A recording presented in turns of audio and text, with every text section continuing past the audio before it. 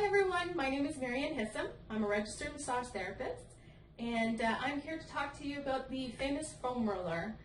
I have a lot of clients that suffer from frozen shoulder or pain referral going down to the hand, all because of being at the computer with the mouse all day at work or at home.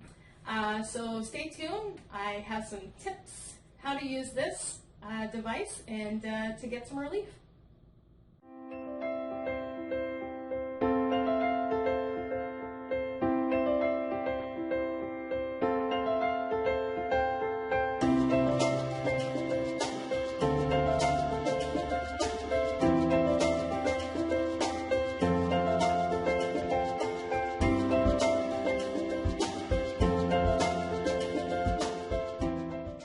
So in my clinic, I do have a big range of age groups that I treat, and I came across that whenever I suggest the foam roller, most people, they're comfortable going on the ground and just doing it, but for the people that are having a hard time just getting down to the floor or have bad knees or bad back, then I would suggest to do it on the table.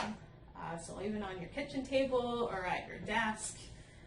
So just try to get a stool or a chair that your legs are comfortable underneath the table. So that's fine. You're going to get somewhat of the same results as being on the floor, and it's just that the weight onto the foam roller is not going to be as much as being on the floor. But you can definitely get some relief even being on a table here. So these foam rollers, there's all kinds of different foam rollers out there on the market.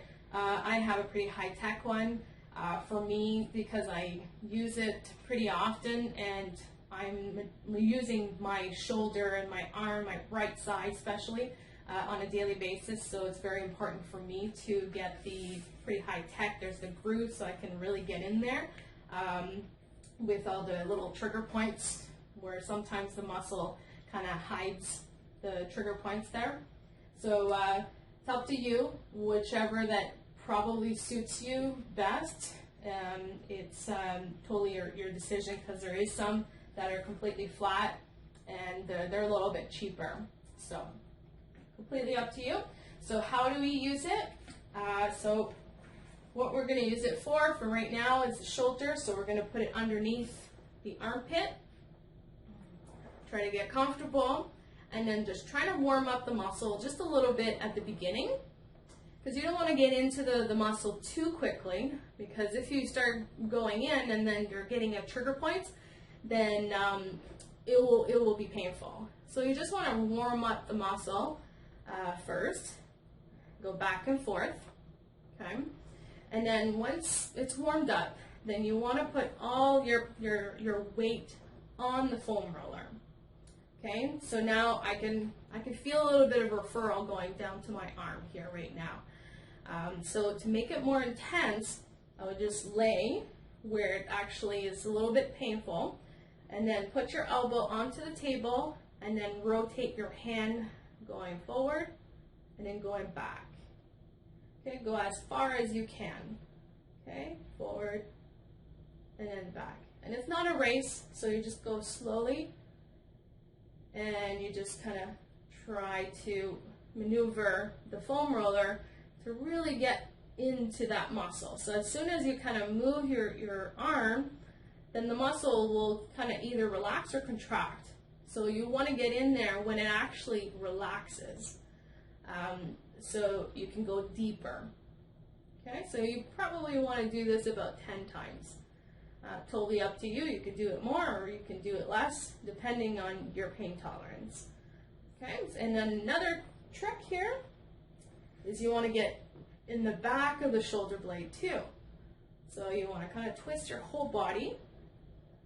Okay, try to stabilize the foam roller.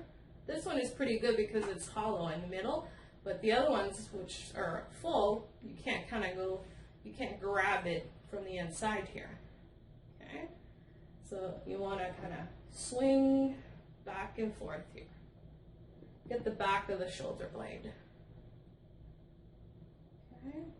Now what you can do is fascia work, so you kind of stabilize the foam roller right at a kind of tender point, and then you kind of want to reach as far as you can, and then I'm actually feeling some referral into my hand.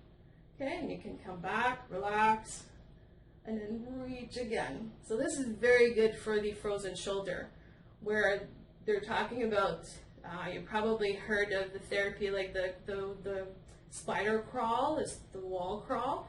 So it's exactly kind of the same thing. You can just do the spider right across the table if you wanted to. Okay.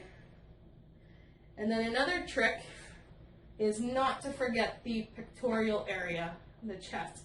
Because when you're actually on the computer all the time, your shoulder blade, or your shoulders, sorry, kind of tend to roll forward. And then that's where your head is tilted forward also at the computer. And then this gets really, really tight.